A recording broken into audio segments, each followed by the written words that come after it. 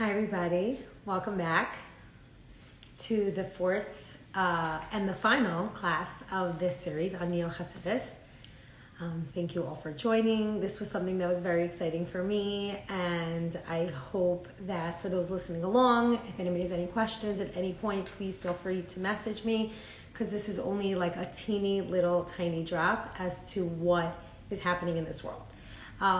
But with today's title, I think we're going to tackle a little bit what's next. We started with 2 classes on how it began, and we explained how Chassidus began in this world, and we explained why at that specific time the Baal Shem Tov was able to be his scholar while the Jewish people were suffering physically and emotionally and spiritually. He was able to come and bring them with the light of Chassidus, bring them a lot of motivation, a lot of chizuk.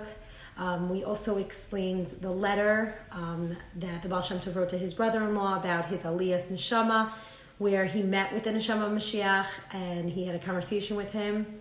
And we also discussed the concept of why it happened at that point. We explained the idea of the 6,000 years, and that when Mashiach when the Baal Shem Tov was able to be his scholar, it was the beginning of his Erev Shabbos. We explained the concept of Torah Mea. We also explained last week the concept of Yeridus Hadoros, that even though we're further and further from Har Sinai, we are able to have much more of the oros of the secrets of Torah. And even though we're at what we say, we're at the Ekev, we're at the heel, we're Ikvis of the Mashiach, we do have the ability to tap into a lot of levels of Chassidus, i.e. Kabbalah, i.e. Torah's Hanistar.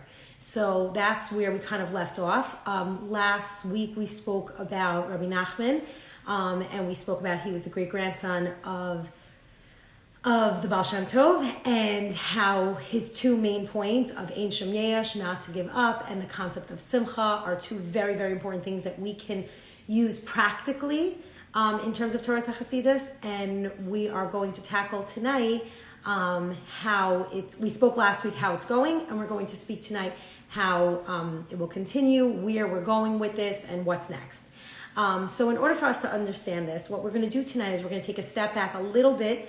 We spoke about the concept of the Torah being given at Har Sinai, and then we spoke about finally with Rabbi Shimon Bar Yochai, and then eventually with the Arizal, eventually with the Baal Shem Tov, and eventually with the students of the Baal Shem Tov, how the Torah of Nistar spread, specifically Chassidus.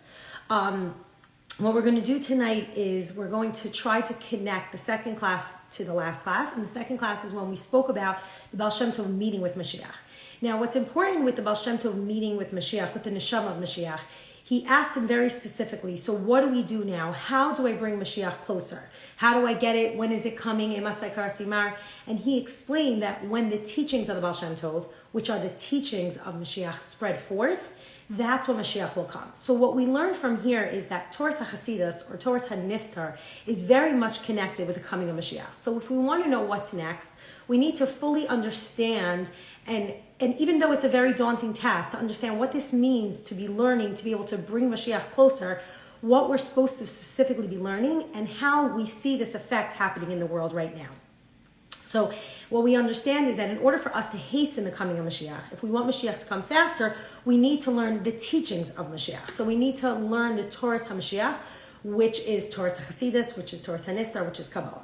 So now, what it sounds like from hearing this is that if we talk about Torah's HaMashiach, that there's a Torah that's connected to Mashiach, then it has to be that there's a Torah connected to Galus, right? If there's a Torah of redemption, of Geula, then there has to be a Torah that we are having and we experience and we learn and we connect to here in this physical world while we are in exile.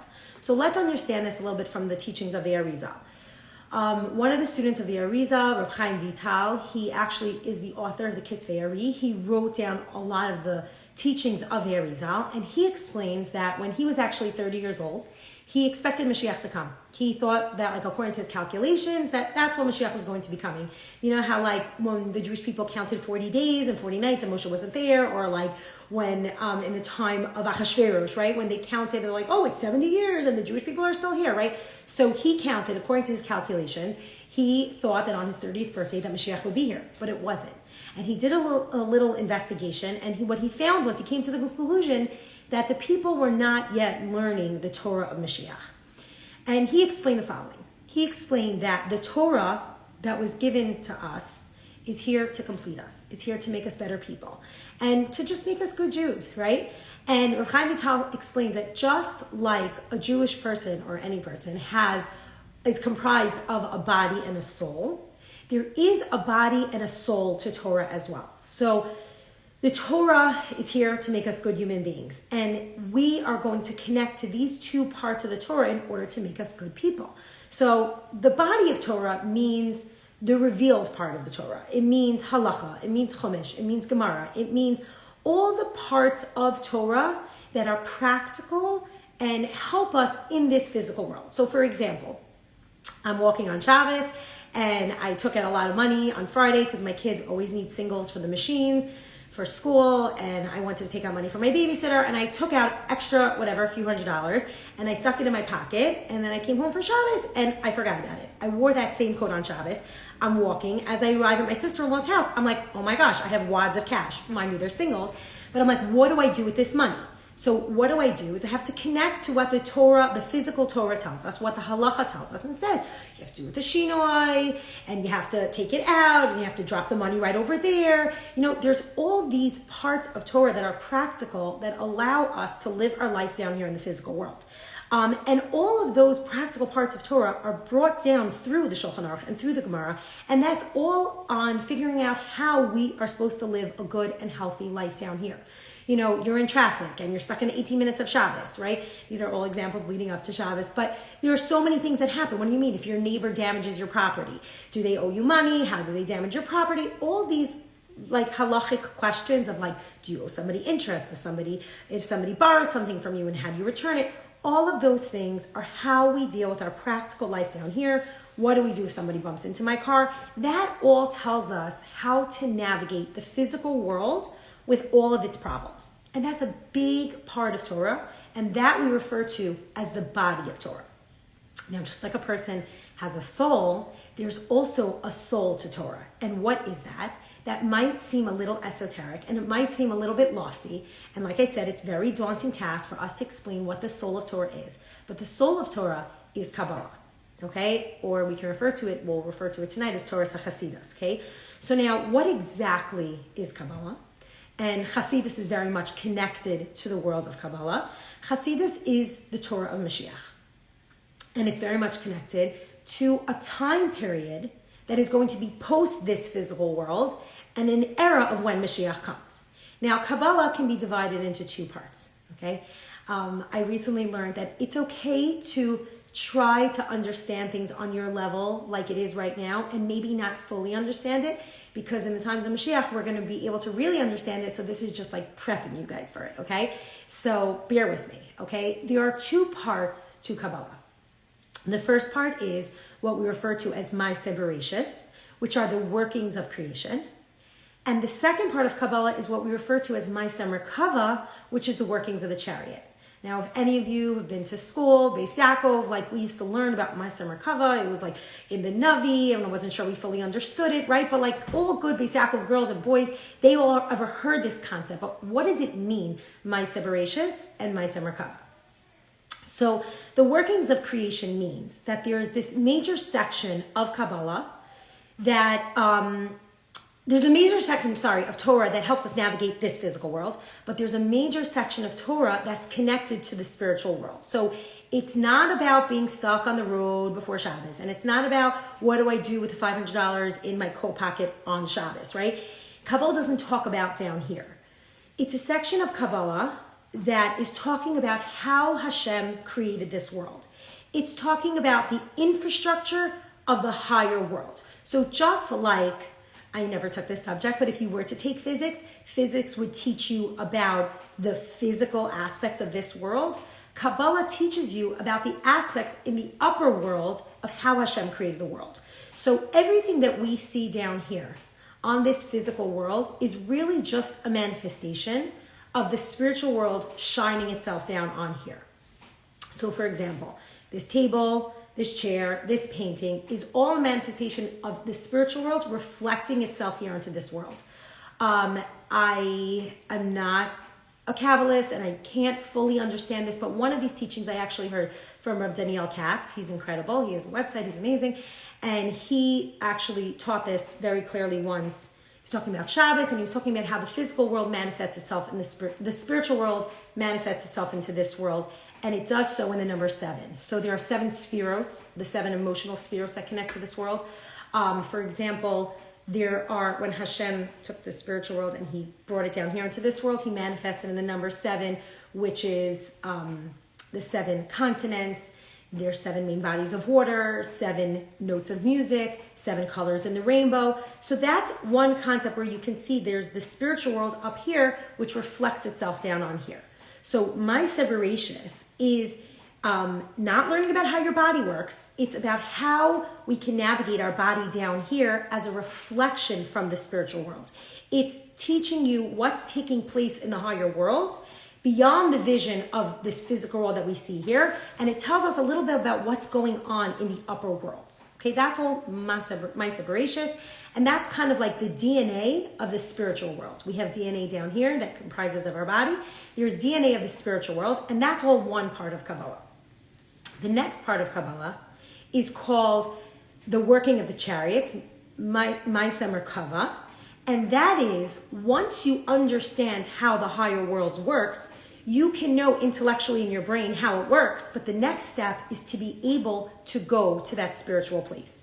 Now, we can be stuck here in this physical 3-dimensional world, or we have this ability as human beings to be able to use certain tools to actually experience a spiritual world while living in the physical world, short of like dying, right? So I'll give you a simple example.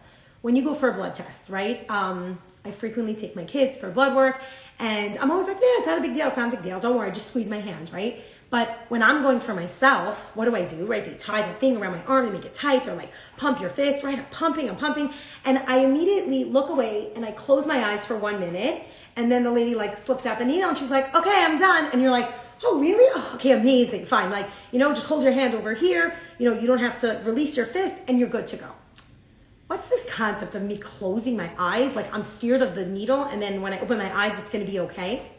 That's, by the way, the same idea as vacation, right? Sometimes you're bogged down by your work schedule and it's a lot. And even like 24 hours of escaping or just going away or taking a day off, going on a hike, going away for 48 hours can totally recharge you.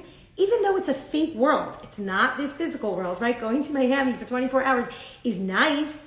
It's not like leaving this world, but this kind of like letting go of being bound to the physical constraints of this world. So closing your eyes, this concept of closing your eyes for a few minutes, and that closing of your eyes takes you to a place where you're ready at your end goal. And then when you open up your eyes, you're back where you need to be, but you have a sense of calmness, you have a sense of control, and you have a sense of relaxation.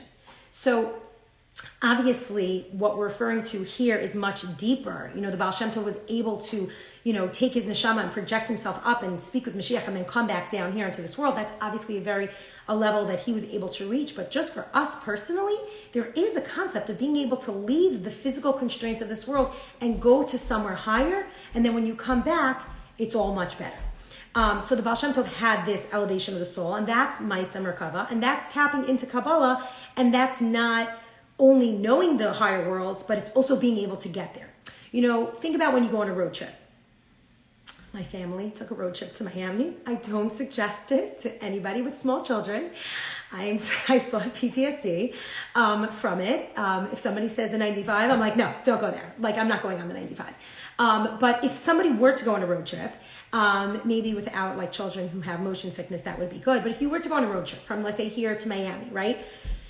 If you were to go there, you need 2 things. You need directions. You need to know how to get there. You need a map. You need to figure out shortcuts and faster ways and routes where there's speed cameras, right? And then you also need a car to be able to get there. So the first step of having directions is this concept of Ma'aseh Bereshis, where am I going? How do I navigate? And the second part of Kabbalah is Ma'aseh Merkava is I need a car to be able to get there. I need to be able to experience. So how do I get there? So this is the two-part system to be able to connect to the soul of Torah, to be able to connect to the neshama of Torah, and to be able to tap into this ability to escape this world and connect to divine presence. And by the way, this was the expertise of the Nevi'im. I feel like I was talking about my daughter last week, but where I love homework. Whoever invented homework, good for you, but not for our homes, right? Okay, so anyway, when we are doing homework, one of the subjects that I abhor is math, so we have math tutors for that. But one of the subjects that I truly enjoy is Navi. Chumash, I find that I have like a little bit of a harder time, but Navi I very much connect to because it's stories and I can give it over to her, right? And you read these stories of the Nevi'im and you're like, the Nevi'im, it was like a whole nother world. Like, what kind of world do they live in? It's funny because we only know of the 48 recorded Nevi'im and the Shiva Nevi'os. And by the way, if anybody wants to learn more about the Shiva Nevi'os, I do have a 7-part series on the Shiva Nevi'os on Thank You Hashem.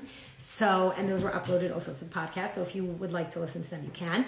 But even though we only know of the 48 Nevi'im and Shiva Nevi'os, there were thousands of Nevi'im. There was schools for Nevi'im. Think like Hogwarts, but also think of much, much higher levels. Hi, Getty. I'm looking at the comments over here. Sorry. Sometimes I get distracted. So you read the Navi. These weren't people who just went to sleep and they all of a sudden woke up and they had a conversation with God. This wasn't something it was such a strange thing. I'm learning it with my daughter and it's and Shmuel, he was sleeping and he heard someone talking to him and it was Hashem. And then he all of a sudden had this nevuah that he was going to give over. These were people who spent years and decades really trying to deepen their understanding of the workings of creation to be able to understand what is happening in the higher worlds. They wanted to understand the structure of the world. They wanted to understand the directions of what happens in the upper world. And then, not only did they figure out the directions, they also spent many years working and fixing themselves to the point where they were able to meditate. They were able to use certain divine names of Hashem to literally be able to leave their bodies and escape the prison of the physical world and then go take a ride to the higher worlds. It was once they had the directions and they made up their way to Shemayim, they knew exactly how to navigate. They knew exactly where to go. So it's because they spent decades studying it. They really, really worked on themselves and they had their neshamos connect to this world that was above the physical constraints of this world. So now historically, we no longer have Nevi'im, right? We don't have this concept of Nevuah. We don't have people connecting, and having aliyos and neshama. So really, what happened, right? And how do we go on from here? What's next with this concept of Neo-Chassidus? So what Rabbi Chaim Vital is explaining to us, that there's this body and this soul to Torah. The body can be compared to the Jewish people living here in exile, okay? We're here in Galus, and we have a world of Torah, a body of Torah that teaches us how to live our lives here in exile. And if you're living a physical life, and you're keeping Shabbos and you're keeping kosher and you're putting up mezuzahs, that's all amazing. And that's something that we should all aim for. However, that is not allowing your soul to fully, truly express itself. There's only so much, by the way, that our soul can connect to in this world. When will our soul be able to fully express itself? In the times of Mashiach. But up until then, we only have a small little, what we say like a drip line that is slowly getting stronger and stronger as we get closer to the times of Mashiach. So just like halacha is the revealed part of Torah, and that connects you to, that allows you to express your body in a very holy and healthy, proper way, so too Kabbalah allows your soul to express itself in a healthy way, but it's your neshama. So now, when we talk about this idea of Torah HaMashiach, we're talking and connecting it to this Torah of Chassidus. And the revelation of Chassidus is about opening up the Torah of Mashiach and making it more accessible for people, and eventually allows us to bring Mashiach. So if you compare exile to redemption, you can, if anybody of you have taken any of my classes, I'm sure Nicole, if she's here, she knows, I love to make lists of, two sides, right? They always have 2 topics on one side, and then we just make a list. and that list grows. So let's start building that list. We have on one side, we have the Torah Hanigla, the Torah of Halacha, of Gemara, of Talmud, Mishnayos, on one side. And on the other side, we have this Torah of Kabbalah, of Chassidus, and under each one of those, we can say that the Torah Hanigla connects to the time that we are living in exile, and the Torah Hanistar is connected to the time period of Mashiach. Now, one of the biggest problems that we have from allowing, let's say, our souls to always escape, right? To go on vacation and like never come back, which I don't know if that's a good thing, is because really our bodies make so much noise. Our bodies have to be paid attention to so much. So we have so much that we have to take care of physically that sometimes it doesn't allow us to really express and show who our true neshama was. But when Mashiach comes and the body is quiet and the body is subdued and Taiva and Yitzhahara is gone, that's when the neshama will fully be able to express itself. So the Torah of Mashiach means the full revelation of Torah, of the soul of Torah, of Kabbalah.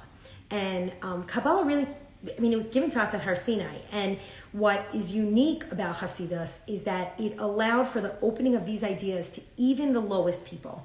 And we mentioned that in the first class. It's bringing all the outsiders in to allow them to also experience a level of being able to elevate their soul. And like the Baal Shem Tov said, that like even us regular people need to be able to do that. So yes, you're not a baki in halacha or gemara or this or that. By the way, I wasn't sure exactly what to do with the money in my pocket and I wasn't sure how to do it, right?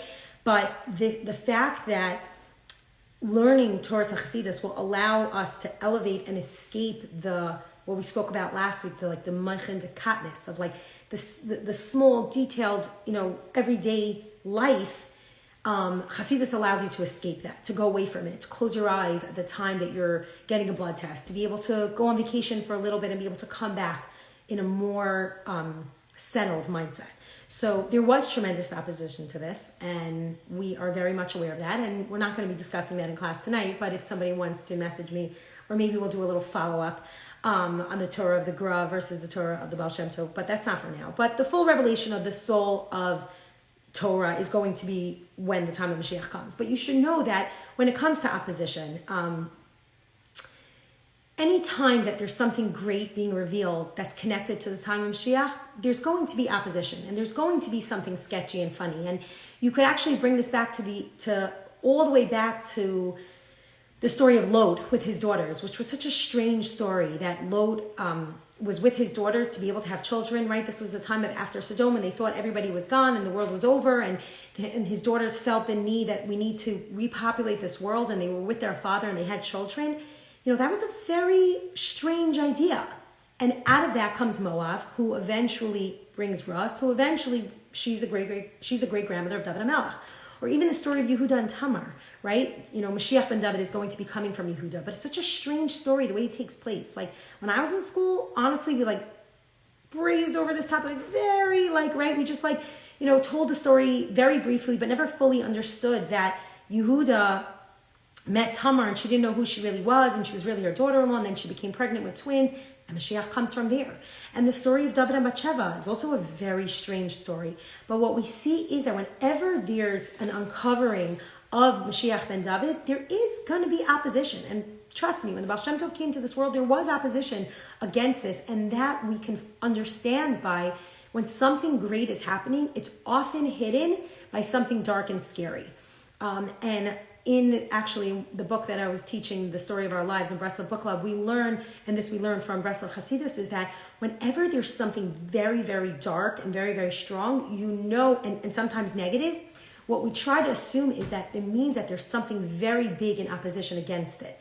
Okay, so if you see something very dark and scary, it's gaining its power from something very, very positive.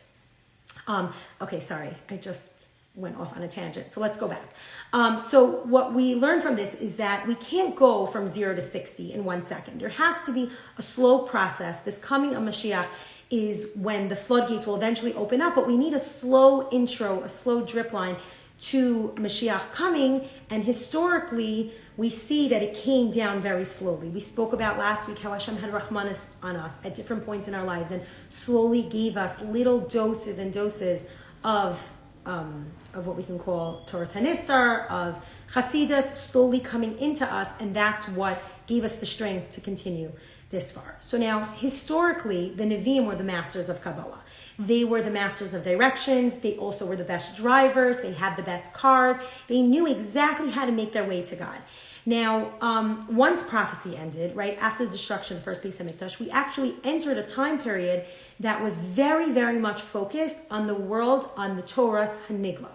Because that's when we entered exile. That's when we left. We were kicked out of the first Beis HaMikdash. The first Beis HaMikdash was everything. We had full Nevuah. Second Beis HaMikdash, by the way, like now we're coming Hanukkah time period, there was no Nevuah during the second Beis HaMikdash. We did not have the full glory of the first Beis HaMikdash during the time period of the second Beis HaMikdash, and that was very different. Once prophecy ended, we entered this period, a very, very strong, solid period of Torah's Hanigla, of the Gemara being written, of Mishnayos being taught, and furthering the teachings of how to live in this physical world. And that's because we were in exile. We needed this. And now Kabbalah, which is slowly starting to come back now, is really the level of prophecy. It's really the prophecy that's coming back slowly. This is another topic that I'm very, very much fascinated by, but I'll just give you a little bit of a taste of it, is that now as we enter a generation where creativity is looked at in very much high respect, as opposed to, let's say, intelligence, where somebody who's creative or somebody who, where entrepreneurs are looked upon as, our leaders, right? We have people who are possibly inattentive, right? ADHD, where people are living in their own little worlds. Those neshamos are very, very much connected to the Nevi'im of old times. Those are neshamos that are able to project themselves or put them in a place where is not confined by the physical world that we see. Previously, the people that we looked up to was Albert Einstein or Sir Isaac Newton, right? People who were philosophers, people who were scientists, people who really knew the inner workings of the physical world, physicists, mathematicians. Nowadays, the people that we look up to are the creatives, are the people who are, Mark Zuckerberg, right? Facebook, this world of the metaverse, right? People who can transport themselves outside this physical world. Those are people we look up to. And that is the world being connected to this maybe a little bit of hint of what we call Chassidus, of Torah's Hanistar, of prophecy, where we can connect ourselves and project ourselves to a place that's outside the physical, maybe the mundane, maybe the limited, where we no longer want to be limited. We want to be able to be limitless. So why is it important for us to understand this? Because what we see is that what's next, right? We're asking ourselves, the title of this class is What's Next? What's next is that we need to slowly start to connect ourselves to the world and to the light of the Torah's HaMashiach, the Torah's of Chassidus. Now, to say for 1 second that we're going to leave the body and we're going to forget all the details of the Torah's HaNigla would be very, very wrong, because you can't have a soul without a body, right? That wouldn't be. And then again, you can't have a body without a soul. So we need to be able to incorporate both these sides of who we are. We have to incorporate the body, which is the Torah, the Halacha, the Chumash, the Rashi, all the things that are out there. And we also have to now connect ourselves, and now we know, to this world of Kabbalah, that we should be able to understand a little bit of Ma'aseh Merkava and a little bit understanding of Ma'aseh Bereshis.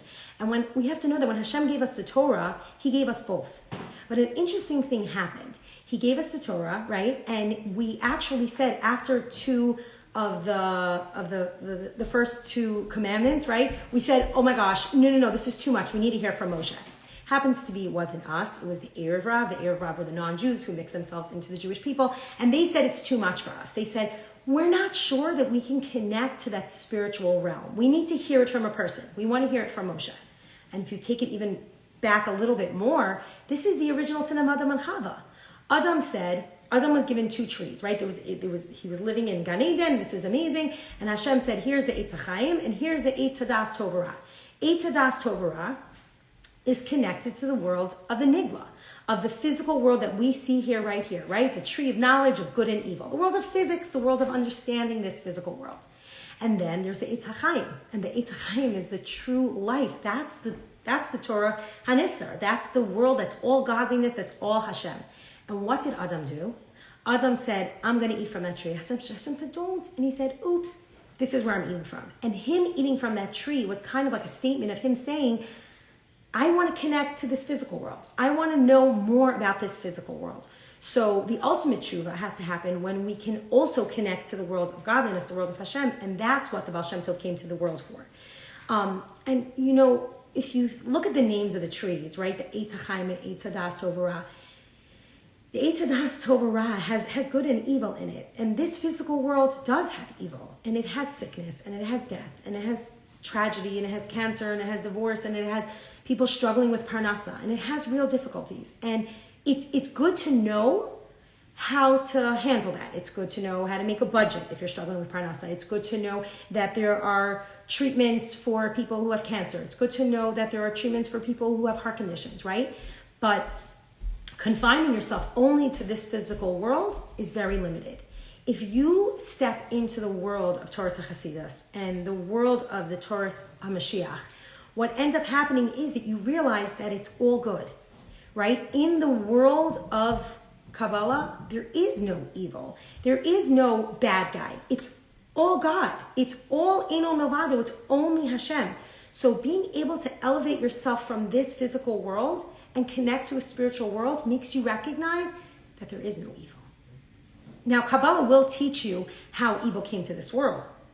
It will explain to you. But once you get to that world, it's only God. If you think about it, I don't learn Gemara, but when I do homework with my son, and he's saying, and this Rebbe says this, and Rabbah says this, and Abaye says this, and it's all of an argument, right? You walk into Beis Medrash, and there's arguments, and there's fighting, and he says this, and he says this, and we will fight till the end of time. Like Hillel, Beis Hillel says this, and Shammai says this, right? There's machlokas, and there's little bits and pieces. What we refer to as machlokas is like small little things, and small little things when they're broken up, that causes death, right? Think about when, God forbid, somebody dies, right? Different organs, different parts of their body break down and they're not connected, that becomes death.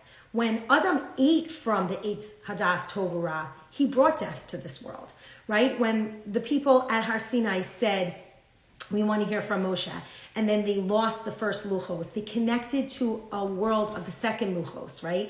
They connected to a world where they didn't want to receive it only from Hashem, they wanted to receive it from Moshe. That also brought death to this world, right? After Chet HaEgel, that whole generation, they slowly died out. So only connecting to the physical world of Torah can bring upon people struggling, arguments, evil, breaking down.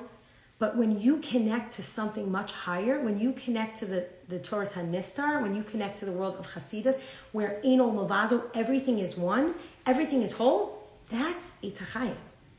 So if we go back to the list for 1 second, we have so far on one side, we have Torah Hanistar, which is the world of Kabbalah, which is the Torah of Mashiach, which is the Eitz HaChaim, and also connected to Geula. And on the other side, we have Torah Hanigla, which is the Gemara, which is the Chumash, which is Rashi, which is also connected to the world of Eitz HaDas Tov Ra, which is also connected to a time period of Galus, and also connected to death. To being limited, to being confined, to living here for 120 years. Kabbalah is complicated. I'm not saying that it's easy, but it's definitely talking about a higher level that is above the constraints of this world. And it's a level of reality where really no problem can reach. So the body of Torah is talking about the workings of this world. You know, all the details, but maybe not, I'm not going to say bogged down, but the details of this world, where the Torah of Kabbalah is all about the soul. And, you know, a person can spend their entire life learning the physical world, which is learning the physical Torah and the Torah's Hanigla, which is amazing. But what we're seeing now with the onset of the Baal Shem Tov and this, what we say, this leak of the Torah's HaChassidus, and it keeps getting stronger and stronger, we can see that that's where we need to be. We need to connect ourselves to a world that's a little bit higher by learning the teachings of Chassidus. Now, I think that we can see this actually happening in this world. I want to say that probably one of the first shuls that I know that has done this is Eish Kodesh with Rav Moshe Weinberger, which many of the teachings that I'm teaching here is from him. He explains very much that when we connect to this Torah of Chassidus, we're preparing ourselves for this time period of Mashiach. And I think with shuls that are teaching Chassidus, where schools are implementing this and teaching this. What we do at Thank You Hashem is trying to ignite the spark within the thirsty soul. We want to bring people closer because we want them to recognize that being confined to this physical world, it's great. But being able to connect to something higher and then bringing that back into this world is even greater. It's even better. And I think that ultimately when we do tshuva for, let's say, the sin that Adam did originally, that he only ate from the Eitz Hadas Tov Ra, when the Erev Rav chose to not hear from Hashem and only be able to hear from Moshe, that is the tshuva that we need to do. So when we received the second luchos, we were, connecting to a world of the Eitz Hadas Tov Ra. Had we received the first set of luchos, we would have been entering a time period of Mashiach. It would all been good. This is also what caused the destruction of the first and second Beis Hamikdash, because, and this is the reason that we are still in Galus today, and the Jewish people need to be able to do tshuva to recognize that we want to be able to receive the Torah from Hashem and not just Moshe. And at some point, this was kind of prophesized that the Jewish people are no longer going to be satisfied with just knowing how to do the mitzvos, and rather we're going to really want to know why we perform the mitzvos. And not in a rebellious way, not in a way like where we raise our hand and we tell our teacher, like, what does this mean, right? Like, and those are important questions. Like, I see somebody ask the question, like, do you have a TV in your house? Like, those are all like small little details, right? We don't want to just be taught Torah just to be able to get by. Learning the Torah Mashiach means that we need to usher in that Torah. We need to be interested in the God who gave us the Torah, and we want to have a connection with him, right? We want to be able to receive the gift, let's say the gift of Shabbos, and know who it's truly, really coming from. We don't want just the instruction booklet. We want to be able to connect to the Creator. We want to know who our King is. And I think that anybody tuning in here to Thank You Hashem is definitely feeling it and definitely wants to connect more. And when the Jewish people wake up, right? We have a song with the 8th day, Wake Up Yidden, right? When we wake up, we realize that we want to connect to a higher purpose. We want to connect to something more. And Reb Chaim Vital, he explains, he promises us that as we get closer to Mashiach, the Jewish people are going to begin to not be satisfied in knowing how to perform the mitzvos, but we want to know how the mitzvos can help bring us closer to Hashem. And the Baal Shem Tov really came to motivate us to ask the question and to be able to eventually answer the question of what is the Torah of Chassidus? Like, what is this Torah of Mashiach? So the next step would be for us to figure out what this rebranding of Chassidus is, right? What Neo-Chassidus is. What is the repackaging of Kabbalah? And the repackaging of Kabbalah is really just being able to pave the way to a time period that all Jewish people will be able to connect to something more spiritual and not just be happy with status quo and not just be okay with, like, a good Shabbos menu and a smooth work week, right? And give a little tzedakah here and there and, do your homework and be a good girl and be a good boy and cover your knees and, do whatever you need to do to get by.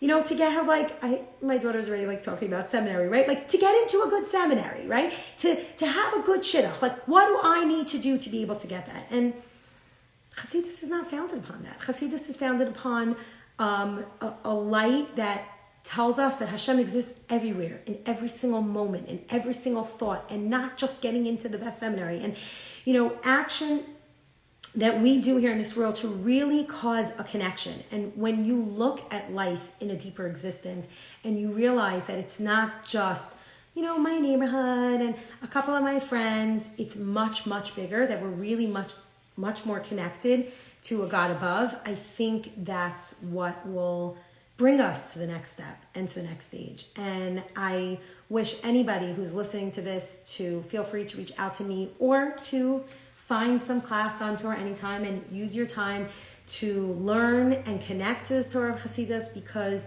like we said last week with Rabbi Nachman, it's not just practically, Rabbi Nachman taught us very practically how to live our lives, but it's also something that we need to spread forth. We need to be able to teach other people. We need to bring other people into this light because it will allow us to usher in the next stage, which is Mashiach. And I was talking with my daughter on Shabbos, my little one, and she was like, oh, I wish like it could just happen now. And I'm like, why? She's like, because then everybody would feel better and all the sick people would be better, right? And I'm thinking in her 8-year-old mind, you know, she's not so far off from what all of us want. And for us to be able to recognize that, you know, sickness is just a breakdown of the physical body. And when we realize that we're not just small little pieces, we're much, much bigger, that's connecting to the world of Kabbalah, the world of the Torah HaMashiach, the world of Chassidus. That's what's going to bring us to the next stage. So I hope that you all enjoyed. I know this class was a little heavy. There's a lot of information here. So really thank you for joining me along on this ride. This was an incredible experience for me. And I think there's still more to come.